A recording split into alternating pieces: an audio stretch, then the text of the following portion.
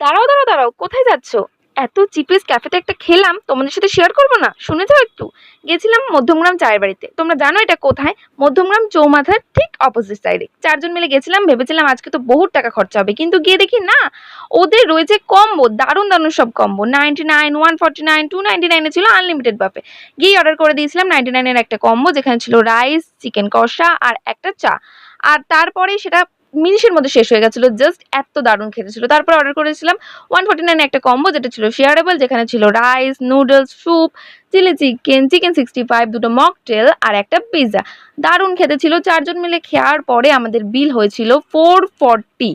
এত ভালো একটা ক্যাফে আমি আগে জানলে সত্যি মিস করতাম না। একটু লেটেই জেনেছি, হয়তো সবাই হয়তো জেনে গেছে ওদের এই অফারটা চলছে। ওদের কিন্তু 12টা থেকে 4টে অবধি অফারটা চলছে।